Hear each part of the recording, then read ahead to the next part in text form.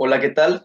Hoy trabajaremos preguntas de técnicas de conteo y probabilidad. Este es un tema bastante apetecido por el ICFES. Siempre van a salir preguntas de este tipo y en esta oportunidad trabajaremos algunas preguntas que han salido en la prueba.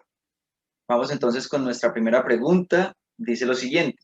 En una universidad se determinó que los futuros códigos de los estudiantes admitidos a primer semestre estarán compuestos por 6 casillas. En las dos primeras casillas del código se deben ubicar los últimos dos números del año de ingreso y en cada una de las 4 casillas restantes es posible ubicar cualquier número del 0 al 9 con opción de repetirlos así. Entonces, si ingresaran en el 2050, iría 5 y 0 en los dos primeros dígitos y 4 números que se pondrían acá de forma aleatoria. De acuerdo con lo anterior, con el anterior sistema, ¿cuál es el máximo número de códigos diferentes que se pueden generar en cada año de ingreso? Muy bien, entonces acá lo que debemos hacer para resolver esta pregunta es evaluar la cantidad de opciones que tenemos. Luego esas opciones debemos multiplicarlas. Siempre en conteo las opciones se multiplican. Entonces vemos que acá, como está el 5, hay una sola opción para este número. O sea, aquí solamente se puede poner un número. Acá también se puede poner solamente un número. O sea, hay una sola opción. Si fuese en el año 2021, pues sería 2 acá y 1 acá, pero la opción solamente es una. Acá me dicen que van números del 0 al 9, entonces las opciones acá son 10. O sea que para este número puedo poner 10 números, que puede ser cualquiera del 0 al 9. Ahora, para el segundo número, como dice que los dígitos se pueden repetir, es decir, puede haber un código con 5555, entonces siguen siendo las mismas 10 opciones. Y ahora, para este valor también tengo 10 opciones y para este valor también tengo 10 opciones. Entonces lo que debo hacer es multiplicar todas las opciones y ese va a ser el número de códigos que se pueden hacer. Entonces 1 por 1 por 1 por 1, pues esto me daría 1. Acá esto sería igual a 1 y le agrego 4 ceros. Entonces la respuesta sería 10.000. Bien, entonces acá la respuesta correcta sería la C. Son 10.000 el número de códigos que debo hacer. Entonces recuerden que siempre se multiplican las opciones. Acá también nos pueden poner número de placas y otros varios contextos que existen para esta pregunta o para este tipo de preguntas. Listo, pasemos a la pregunta número 2 que tenemos por acá. Voy a eliminar los cálculos del anterior y listo. Bueno, acá nos dicen lo siguiente. Nos dicen, Mario debe visitar a sus clientes Carlos, Lucía, Alberto y Patricia, quienes viven en una misma zona, pero solo tiene tiempo para visitar a 2 de ellos. ¿Cuántos pares diferentes puede Mario escoger para visitar? Bueno, acá algo que sé inmediatamente es que esta pregunta tiene que ver con combinaciones o con permutaciones. Y hay algo que debo saber, y es que cuando manejo combinaciones el orden no importa, y cuando manejo permutaciones el orden sí importa. Entonces, por ejemplo, ¿qué es eso de que importe el orden? Entonces, son 4 las personas. Entonces está Carlos, está Lucía, está Alberto y está Patricia. Entonces, de esas posibles parejas, él podría visitar a Carlos y a Lucía. Entonces, lo que significa el orden es que si yo ahora pongo Lucía y Carlos, es una pareja diferente o no. Es decir, si Carlos y Lucía es diferente a Lucía y Carlos, el orden importa. Si es lo mismo, el orden no importa. Acá vemos que visitar a Carlos y Lucía o Lucía y Carlos sigue siendo la misma pareja. Entonces ahí el orden no importa. Acá, por ejemplo, para ver un ejemplo de que si el orden importa, sirve con números. Por ejemplo, si yo digo una pareja con 1 y 2 y una pareja con 2 y 1.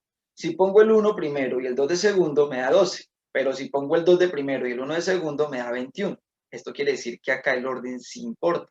Entonces, para este tipo de casos uso permutaciones, para este tipo de casos uso combinaciones. A menos de que me digan que esto es una competencia y que puede quedar uno de primero, uno de segundo, uno de tercero y otro de cuarto, importaría el orden. Mientras tanto, no. Entonces, es una combinación. Como es una combinación, pues puedo seleccionar, o mejor, debo usar la fórmula de combinatoria, que es esta que tenemos acá. Entonces, como es una combinación, vamos a ver cuáles son las posibles combinaciones. Aunque bueno, acá no es tan necesario usar la fórmula, porque miren que las posibles parejas acá, pues sería Carlos, Lucía, Carlos,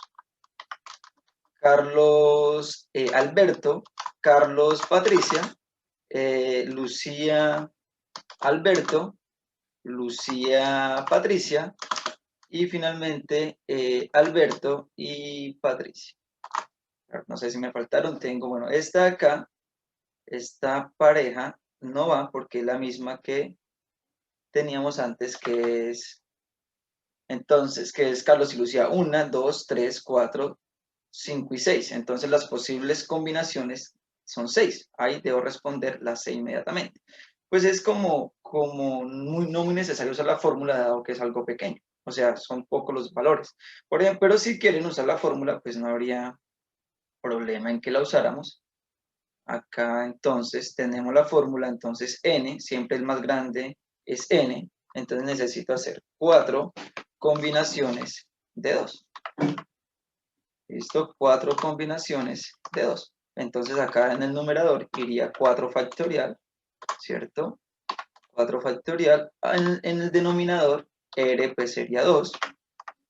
Nuevamente n que es 4 y r que sería 2. Y ya lo que sigue pues es hacer la operación de esto que tengo acá. Entonces, arriba pues sigue quedando 4 factorial sin ningún inconveniente. Bueno, ahorita ese 4 factorial lo expreso de otra manera. Entonces, abajo tengo 2 factorial y la resta de 4 menos 2 pues me da 2 factorial. Ahora, este 4 que está en el numerador lo puedo escribir como 4 por 3 por 2 factorial. Y eso me permite eliminar un 2 factorial que está acá con el otro 2 factorial. Entonces, así que tengo, arriba me quedaría 4 por 3, 12. Y abajo me quedaría 2 factorial, que sería 2 por 1, 2. ¿Cierto? Entonces, 12 dividido 2.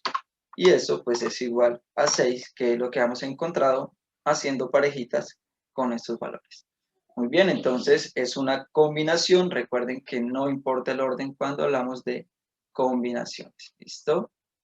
Muy bien. Veamos entonces la siguiente pregunta ahora. La siguiente pregunta dice lo siguiente. Bien. Dice, en un colegio se ofrecen 6 deportes para que los estudiantes los practiquen durante el año. Un estudiante elaboró una tabla que relaciona la cantidad de deportes que puede escoger y la cantidad de posibilidades distintas que hay para seleccionarlos. Entonces mire que la acá está poniendo en la tabla para 2 y para 3 personas. Para 2 y para 3 deportes, perdón. Y acá usa esta fórmula. Como vimos anteriormente, esta fórmula que tenemos acá, pues es la fórmula de combinaciones. Entonces, pensemos si son combinaciones o permutaciones. Da lo mismo escoger educación física y fútbol y baloncesto que baloncesto y fútbol. Sí, es la misma pareja. Acá el orden no importa. Como no importa el orden, entonces sí es una combinación. Luego me dice, de acuerdo con la información anterior, ¿es correcta la información que aparece en la tabla? Entonces sí, lo que está haciendo acá él es correcto, aplicó combinaciones porque el orden no importa. Entonces veamos si entre las dos sí, que es la C y la D, ¿cuál debemos escoger? La C dice sí, porque usó la fórmula de permutaciones. Eso no es cierto, la fórmula de permutaciones es esta, y mire que acá hay un R factorial que es este. Entonces debe ser la D. Sí, porque usó la fórmula de combinaciones, puesto que el orden en que escojan los deportes no cambia el total de posibilidades. O sea, lo que decíamos, aquí el orden no importa, entonces la respuesta correcta es la C. ¿Listo? Muy bien. Veamos la D. Esa es la correcta acá, no la C. La respuesta correcta es la D, porque usó combinaciones y no permutaciones. Listo, vamos con la siguiente pregunta. Siguiente pregunta dice lo siguiente.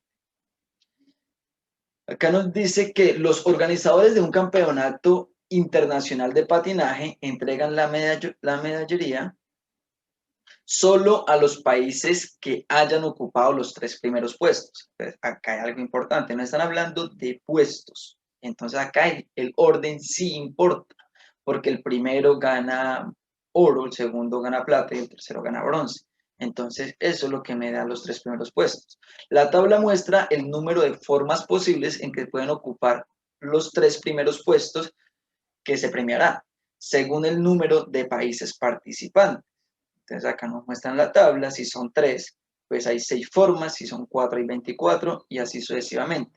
Y dice que una forma de generalizar la relación entre datos anteriores es, bueno, no voy a ponerme a reemplazar fórmula a fórmula para encontrar la respuesta correcta, porque ya sé que cuando hay puestos entre combinaciones, que es la A, y permutaciones, que es la C, me quedaré siempre con permutaciones, porque el orden sí importa. ¿Listo?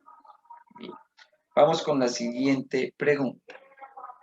La pregunta número 5 dice, entre los 16 estudiantes de un salón de clase se va a rifar una boleta para ingresar a un parque de diversiones. Cada estudiante debe escoger un número del 3 al 18. Cada estudiante debe escoger un número del 3 al 18 y dice que el sorteo se efectúa de la siguiente manera. Entonces, se depositan 6 balotas en una urna, cada una numerada del 1 al 6. Esto acá es súper importante. Y se extrae una balota. Se mira el número y se vuelve a depositar en la urna. O sea, son repeticiones, es con repetición acá. El experimento se repite 2 veces más, o sea que en total lo hacen 3 veces. Sacar la balota y volver a meter a la bolsa. La suma de los 3 puntajes obtenidos determina el número ganador. Ojo que es con la suma de los 3 valores que obtenga que se obtiene el ganador. Luego me dice, si en la primera extracción del sorteo se obtuvo un 2, es más probable que el estudiante que escoja el número 10 gane la rifa que el estudiante que escogió el número 7. Entonces debemos buscar por qué es más probable. Digo que me están hablando de probabilidad. Nosotros sabemos que probabilidad se calcula como el número de casos favorables sobre el número total de casos. ¿Cierto? Voy a ponerla por acá. La probabilidad es igual al número de casos favorables sobre el número total de casos. Así es como se calcula una probabilidad, ¿cierto? Entonces, vamos a ver quién tiene más casos favorables. Si la persona que va a obtener el número 10, pues debe tener más que la persona que obtendrá el número 7. Listo. Pero ya nos dice que en el primer ensayo se obtuvo 2, que eso es lo que aparece acá. La primera vez que se sacó una balota, sacó 2. Entonces, este personaje que necesita, que escogió el 10, pues necesita que los otros 2 sorteos sumen 8. Entonces, veamos cuáles son las posibilidades para que tenga 8 con balotas del 1 al 6. Entonces, puede ser, para que sume 8, puede ser 4 y 4, que es una posibilidad. La otra posibilidad puede ser 6 y 2. La otra posibilidad puede ser 2 y 6. La otra posibilidad puede ser 5 en la primera balota, 3 en la segunda. La otra posibilidad puede ser 3 en la primera y 5 en la segunda. Pues hay un total de 1, 2, 3, 4, 5 opciones. Mientras que para el que saca 7, como ya salió un 2, necesita que salga 5. Entonces las opciones son 4 en la primera balota, 1 en la segunda, 1 en la primera balota, 4 en la segunda, 3 en la primera, 2 en la segunda, 2 en la primera y 3 en la segunda. Y creo que son las únicas opciones para que me dé 5. Entonces acá tengo 1, 2, 3 y 4. Mientras que acá tengo 1, 2, 3, 4 y 5. Veamos ahora qué nos dicen las opciones. En las opciones tenemos A. Al ser mayor el número escogido, es mayor la probabilidad de ganar. Bueno, eso ocurrió porque era 10. Pero ¿será que ocurre lo mismo cuando es 18? No lo sabemos. Habría que hacerlo, pero no creo que sea ese. B. El primer estudiante tiene una posibilidad más de ganar que el segundo. Acá vemos que nos dio 5 y acá nos dio 4. es como la que nos está dando exactamente lo que hallamos. Y la C dice, es más probable seguir obteniendo números pares, nada que ver. La D es mayor la diferencia entre 10 y 18 que entre 2 y 7. No hay nada que ver ahí. ¿Listo? Entonces nos quedaríamos con la B. Muy bien. Veamos ahora la siguiente pregunta. La pregunta número 6. Voy a borrar todos estos cálculos. Bueno, veamos la pregunta número 6. La pregunta número 6 me dice, un colegio necesita enviar 5 estudiantes como representantes a un foro sobre la contaminación del medio ambiente. Se decidió que 2 estudiantes sean de grado décimo y 3 de grado undécimo. En décimo hay 5 estudiantes preparados para el foro y en undécimo hay 4. ¿Cuántos grupos diferentes pueden formarse para enviar al foro? Entonces, nuevamente, tengo combinaciones o permutaciones. Acá son los estudiantes, por ejemplo. Dice que hay 3 estudiantes de grado 11. Entonces, por ejemplo, Carlos, María y Juan. Llevar a María y a Carlos es lo mismo que llevar a Carlos y a María. Entonces, no importa el orden. Nos vamos con combinaciones entonces. Entonces, acá tenemos que para el grado décimo hay que ver qué combinaciones debo hacer. Entonces, para el grado décimo dice que se decidió que 2 estudiantes sean de grado décimo. Y en grado décimo hay 5 estudiantes preparados. Entonces ahí son 5 combinaciones de 2, ¿cierto? Y ahora para grado 11, entonces deben ser 3 los estudiantes que van a llevar, ¿cierto? Entonces 3 de grado 11 y dice que hay 4 estudiantes preparados. Entonces acá son 4 combinaciones de 3. ¿Listo? Entonces ya usando la fórmula voy a hacer esos cálculos. Acá está la fórmula. Voy a traerla. Listo. Entonces 5 combinaciones de 2. Entonces reemplazo la n por el 5. La r la reemplazo por el 2. Arriba entonces me quedaría en el numerador. Me quedaría 5 factorial. En el denominador la r sería 2 factorial. Y acá dentro del paréntesis sería 5 menos 2 factorial. Listo. Ahí tenemos la fórmula. Ahora simplemente lo que hago es operar y simplificar. Entonces 5 menos 2, eso daría 3. Y esto sería entonces igual. Arriba pues, bueno, dejemos el 5 factorial por el momento y veamos qué pasa abajo. Entonces abajo tengo 2 factorial. Bueno, 2 factorial por 3 factorial. Pues ese 2 factorial lo voy a dejar. Y arriba este 5 factorial lo puedo escribir como 5 por 4 por 3 factorial. Entonces, este 3 factorial se me va a cancelar con este 3 factorial de acá. Escribirlo acá. Entonces, arriba me va a quedar solamente 5 por 4, que sería 20, sobre 2 factorial, que sería 2. Pues por una de 2, ¿cierto? Entonces, esto sería igual a 10. Entonces, hay 10 formas de escoger los estudiantes de grado décimo. Ahora vamos con los estudiantes de grado 11. Vamos a usar esta misma fórmula. Entonces, para los estudiantes de grado 11 son 4 de 3. Entonces, acá son 4 combinaciones de 3. Entonces, en el numerador me quedaría 4 factorial. Y en el denominador acá me quedaría 3 factorial. Y acá me quedaría 4 menos 3 factorial. Bien, entonces, usando esta misma fórmula, tendría ahora que abajo me quedaría 4 menos 3 sería 1. Y 1 factorial pues es 1. Y arriba este 4 factorial lo puedo escribir como 4 por 3 factorial. Miren que acá 3 factorial se cancela con 3 factorial y me quedaría que esto es igual a 4. Queda solamente este 4. El 3 se va con el 3, 1 factorial es 1 y me queda 4. Listo, ahora tenemos entonces 10 para décimo y 4 para 14. Entonces de esas dos opciones, perdón, 10 para décimo y 4 para 11. De esas dos opciones tengo dos posibilidades. Una, sumarlas y responder la B, que sería 14, y otra, multiplicarlas y responder la D, que sería 40.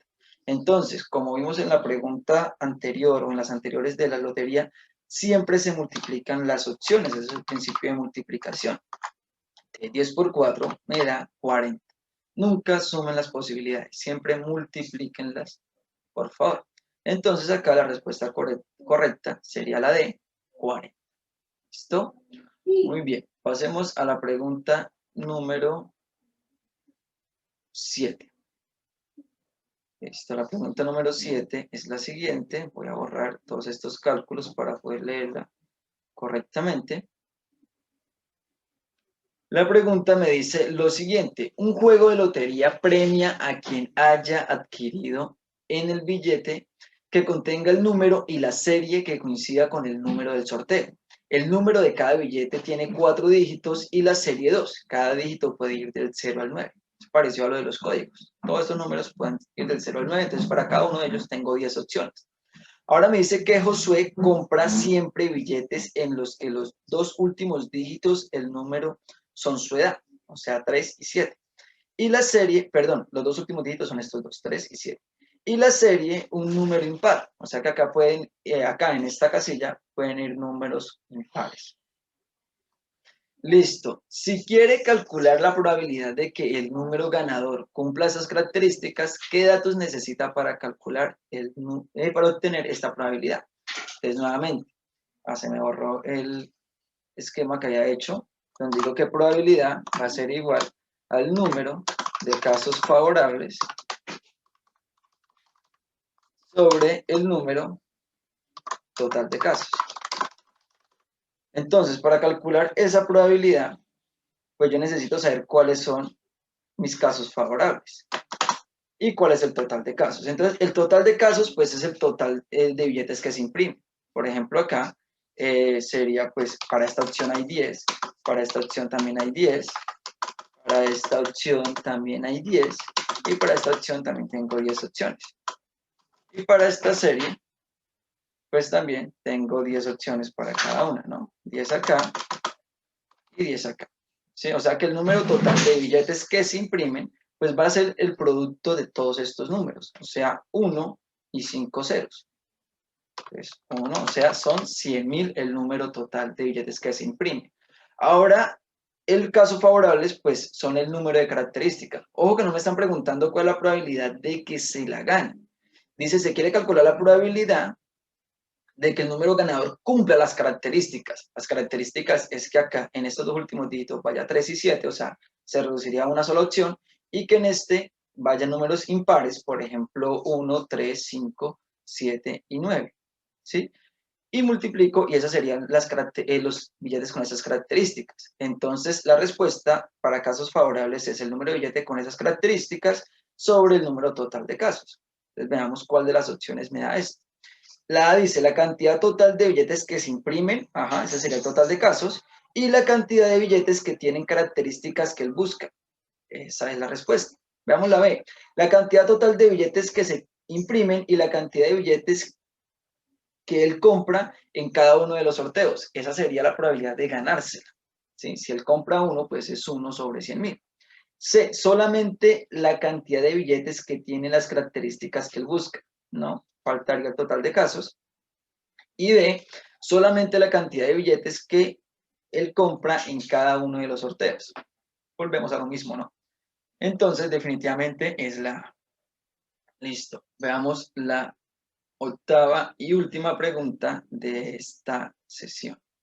Listo. Borrando por acá, tenemos entonces, dice, en la tabla se muestra las proporciones de participantes en un curso vacacional dependiendo del género y la edad. Entonces acá tenemos menores y mayores de 18 años, hombres y mujeres según la edad.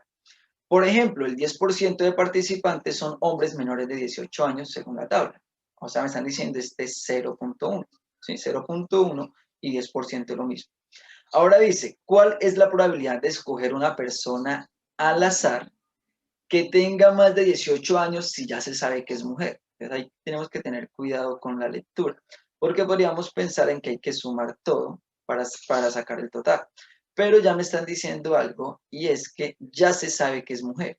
Entonces, debo escoger solamente entre las mujeres. Y las mujeres, la suma es de 0.6, ¿sí? Y acá me dice escoger sabiendo que es mujer una persona que tenga más de 18 años. Entonces, las mujeres que tienen más de 18 años son este 0.4, ¿sí? Entonces, como son ese 0.4, entonces debo escoger. Este 0.4 son mis casos favorables y este 0.6 son el total de casos. O sea, ¿cuántas mujeres hay mayores de 18 años dentro del total de mujeres? Entonces, así, la respuesta correcta sería la A, que es 0.4 sobre 0.6. Muy bien. Estas son algunas de las preguntas que han salido en la prueba que tienen que ver con probabilidad y técnicas de conteo, lo que es combinaciones, permutaciones y principio de multiplicación. Bien, muchas gracias. Esto sería entonces todo por hoy. Recuerden suscribirse y compartir. Feliz día.